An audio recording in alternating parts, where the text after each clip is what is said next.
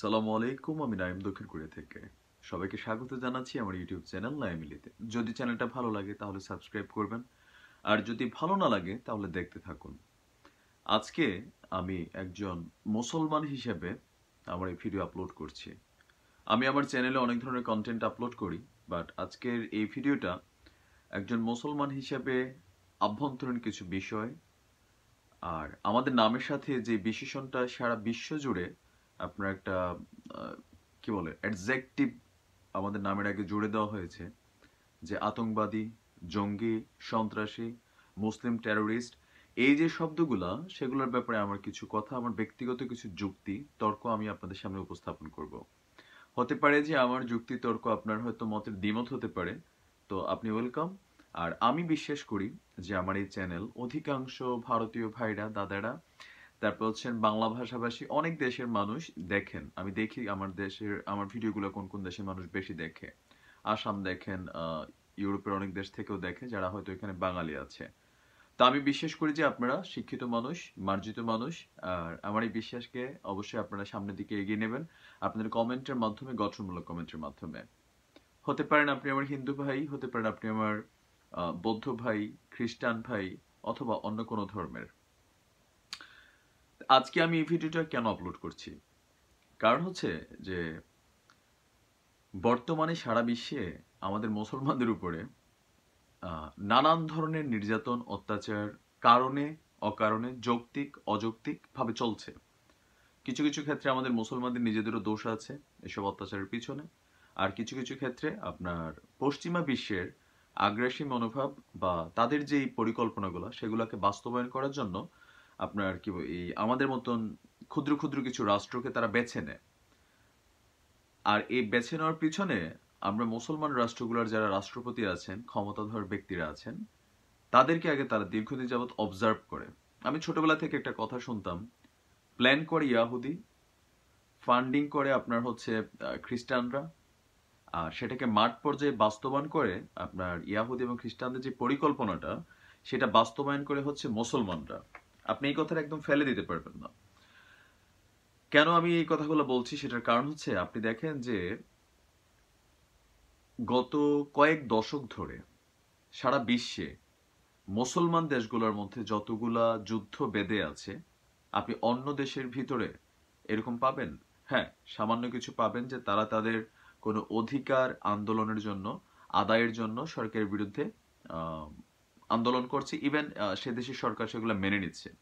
কিন্তু আপনি দেখেন যে আমাদের মুসলমান দেশগুলোর ভিতরে আহ, যারা রাষ্ট্র ক্ষমতায় একবার যায়, তাদের সেই রাষ্ট্র ক্ষমতাকে বাস্তবায়ন করার জন্য ভবিষ্যৎ প্রজন্মের জন্য তারা নানান ধরনের অন্যায়, অত্যাচার, নিপীড়ন করে থাকেন। আপনি সৌদির দিকে তাকালে দেখবেন, আপনি মিশরের দিকে তাকালে দেখবেন, এরকম অনেক দেশ আছে যেখানে তারা দিনের পর দিন তাদের রাষ্ট্র ক্ষমতা রাখার জন্য সাধারণ মানুষের উপরে নানান ধরনের অত্যাচার, নির্যাতন করেন। এটা তো আছে আমাদের ভিতরগত সমস্যা। আর বাহ্যিক যে সমস্যা, সেটা হচ্ছে ওই দেশের রাষ্ট্রনায়কগুলা তারা তাদের নিজেদের ক্ষমতার প্রতিপত্তি বাড়াতে গিয়ে ইয়াহুদি এবং খ্রিস্টান যেই শক্তিটা আছে, যারা মুসলমানদের বিরুদ্ধে কট্টর মেন্টালিটি পোষণ করে, তাদের সাথে তারা হাত মিলায়। তার মানে হচ্ছে আমি আমার ঘরের মানুষ হয়ে আমি বাহিরের মানুষকে, আমার নিজের ঘরের মানুষকে শায়েস্তা করার জন্য আমি দাওয়াত দিলাম। তারা তো আগে থেকে বসে আছে। এখন সেই দাওয়াতের ফলে হয় কি, আপনি যদি একটু খেয়াল করেন, যদি যৌক্তিক মানুষ হন, আমার পরিবারের উপরে যদি আমার পাড়াতো কোনো ভাই বা আমার চাচাতো কোনো ভাই বা এলাকার কোনো একজন মানুষ, সে বাহির এলাকার মানুষ হোক, সে যদি আমার এলাকাতে এসে আমাকে আমার ঘর থেকে বের করে দিতে চায়, আপনাকে আপনার ঘর থেকে বের করে দিতে চায়, তো সেই ক্ষেত্রে আপনার স্ট্যান্ডটা কি হবে? এই কথাগুলো বলছি, আপনি ইরাক, আফগানিস্তান, সিরিয়া সহ নানান দেশে আপনি দেখেন, এগুলো হচ্ছে ফিলিস্তিন। আপনি যেই পরিবারে বড় হচ্ছেন, যে জায়গাটা আপনার, যে দেশটা আপনার, সেখানে একটা ভিনদেশী পরাশক্তি এসে হঠাৎ করে আপনার উপরে এই আক্রমণ চালাবে, আপনার উপরে বাড়িঘর দখল করে নেবে, আপনার চোখের সামনে আপনার স্ত্রীকে, আপনার সন্তানকে, আপনার বোনকে, আপনার মাকে নির্যাতন করবে, লাঞ্ছিত করবে, ধর্ষণ করবে, আর আপনি দেখা ছাড়া, সহ্য করা ছাড়া আপনার কাছে কোনো গতি নেই। সে আপনার বেঁচে থাকার কোনো কারণ থাকবে না। তারপরে আপনি করবেন কি? আপনি একা, এত বড় একটা বিশাল সেনাবাহিনী, রাষ্ট্রবাহিনী এগুলোর সাথে ইনক্লুডেড, আপনি করার কোনো ক্ষমতা আছে? নাই। তখন বাধ্য হয়ে অনেক মুসলিম ভাই আছেন যারা আফগানিস্তান, ইরাক, সিরিয়ার এইসব দেশগুলার, তারা বাধ্য হয়ে যেটা করে যে ভাবে যে ঠিক আছে আমি যখন আসলে কিছুই করতে পারবো না, তাহলে আমি একটা কাজ করি, নিজে মরে যাই। আমার সন্তানকে, যারা আমার পরিবার কেড়ে নিয়েছে, আমার মাকে হত্যা করেছে, বাবাকে হত্যা করেছে, আমাকে এই অবস্থায় করেছে, তো আমি নিজে মরবো, তাদের 5 জনকে মেরে মরবো। এই ধরনের মেন্টালিটি অধিকাংশ মুসলমানদের ভিতরে কাজ করে, যারা আপনার ভিকটিম, যাদের সাথে এই ধরনের বর্বর ঘটনাগুলো ঘটে যায়, তাদের এই মেন্টালিটিটা আসা খুবই স্বাভাবিক। আপনি হয়তো ভাববেন যে না ভাই এটা তো সম্ভব না। ভাই আমরা বাংলা ছবি হিন্দি ছবিতে কি দেখি? বাংলা ছবি হিন্দি ছবির কাহিনী কি আপনি দেখেন? হলিউড বলিউড ছবির একটাই জায়গা, যে পরিবার খুব আপন জায়গা, দেশ খুব আপন জায়গা।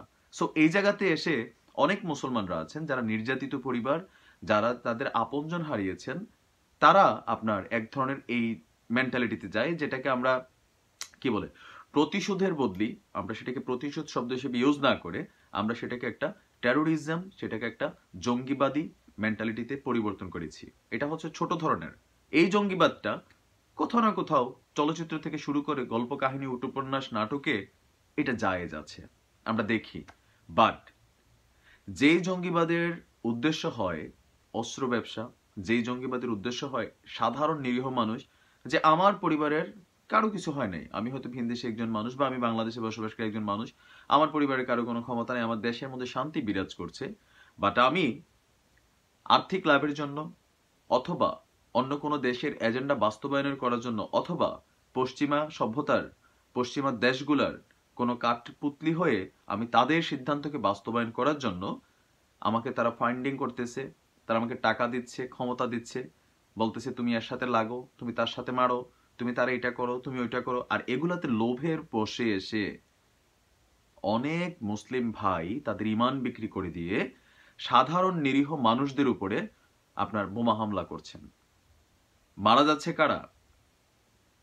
তাদেরকে বলা হয় slip cell, sleeping cell maybe শব্দটা, যে যারা আসলে ধর্মকে ভালোভাবে বোঝে না, তারাই কিন্তু জঙ্গি হয়। জঙ্গি এবং ইসলাম, জঙ্গি এবং একজন মুসলমান একে অপরের বিপরীত জায়গার একটা অংশ।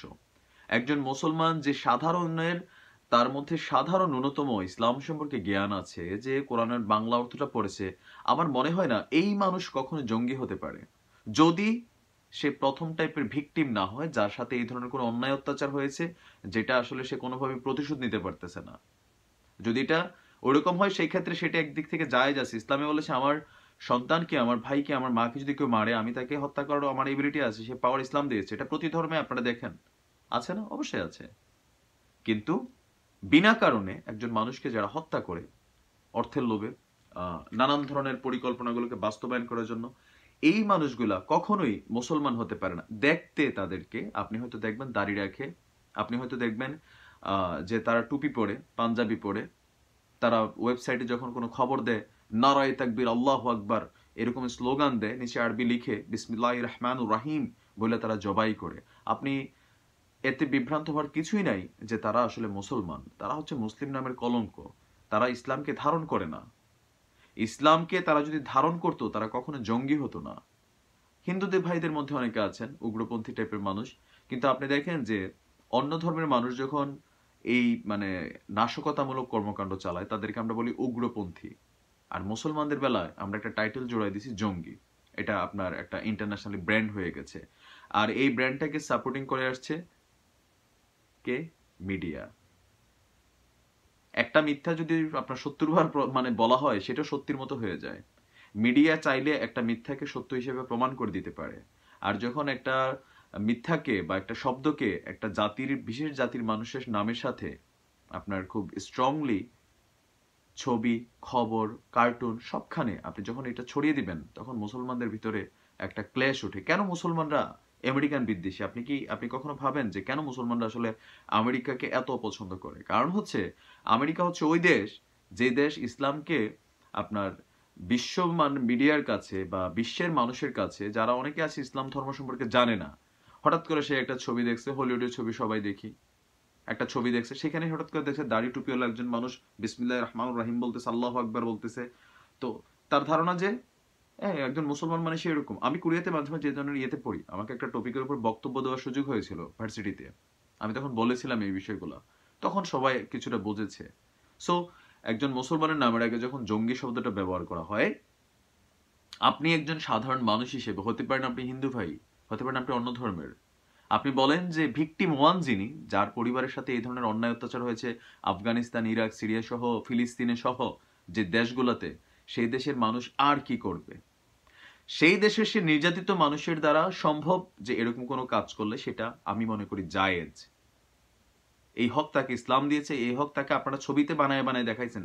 ছোটবেলায় মনে করলেন যে শাহরুখ খানের বাপ বা নায়ক মান্না সালমান খানের বাপেরে ভিলেনে মারছে অমরেশ পুরী অথবা হুমায়ুন ফরিদি, বড় হইয়া নায়ক সবারে মারছে, ভিলেনটা মাইরা ফেলছে, আমার বাবার মৃত্যু হত্যার প্রতিশোধ নিয়েছি। আমরা ছবিতে এগুলো শিখাচ্ছি। সো এটা ধর্ম আমাকে সেই স্বাধীনতা দিয়েছে। বাট যারা সাধারণ মানুষের একটা নামাজের মধ্যে, একটা মন্দিরের মধ্যে, একটা গির্জার মধ্যে পট করে একটা বোমা মারে, মাইরে আইসা এই দায়হার মানে এই হামলার দায়ভার গ্রহণ করে বলে যে জিহাদ জিহাদ জারি হে, ভাই তোদেরকে জুতা দিয়া পিটাইয়া আমার যদি ক্ষমতা থাকতো, এই ধরনের মুসলমান যারা নিরীহ মানুষকে মানার পরে বলে যে জিহাদ কন্টিনিউ, আর এগুলাকে যারা সাপোর্ট করেন ফেসবুক সোশ্যাল মিডিয়ার মাধ্যমে প্রত্যক্ষ পরোক্ষভাবে যে হ্যাঁ হয়েছে, এটা ঠিক আছে, যে কাশ্মীরে একটা লস্করিতে বা সৈন্য ঢুইকা 10 জন হিন্দু বাইরে মাইরা ফেলছে, এটার পক্ষে দেখবেন অনেকেই কমেন্ট করে যে একদম ঠিক আছে, মইরা গেছে।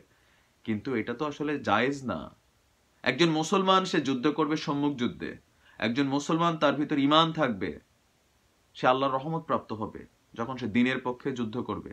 কিন্তু যাদেরকে এইভাবে স্লিপিং সেলগুলো, যারা সাধারণ মুসলিম খুবই আপনার এরকম ভিকটিমদেরকে আপনার জঙ্গি গোষ্ঠীর তারা পিক আপ করে এই কাজগুলা করায়।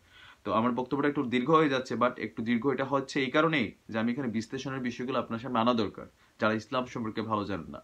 অনেকে আছেন আমার কমেন্টে লিখেন যে কোরআনে আছে যে আপনার হত্যা করার ব্যাপারে উৎসাহিত করা হয়েছে, জিহাদের ব্যাপারে। কিন্তু জিহাদ বলতে আমরা যেটা শিখছি, জিহাদ মানে হচ্ছে হাতে বন্দুক নিয়ে একজন নিরীহ মানুষকে গুলি করে মেরে ফেলা, শরীরে বুম টুম মেরে ঝাঁপাই পড়া। বাট অ্যাকচুয়ালি জিহাদ কি এটা? জিহাদ একটা সার্বজনীন অর্থ বহন করে। জিহাদ হচ্ছে আমার নিজের নফসের বিরুদ্ধে, কলবের বিরুদ্ধে, শয়তানি চিন্তা, অপচিন্তা, অন্যের ক্ষতি করার বিরুদ্ধে আমি আমাকে যে মানে কন্ট্রোল করব, সেটা হচ্ছে প্রথমত প্রধান জিহাদ। কিন্তু আমাদের সমাজের এক শ্রেণীর উস্কানিদাতামূলক হুজুররা বা আলেমরা তারা কিন্তু জিহাদটাকে ওই পর্যায়ে নিয়ে গেছে। হ্যাঁ, তো ইসলামকে বুঝতে হলে বস আপনি ইসলামকে স্টাডি করতে হবে।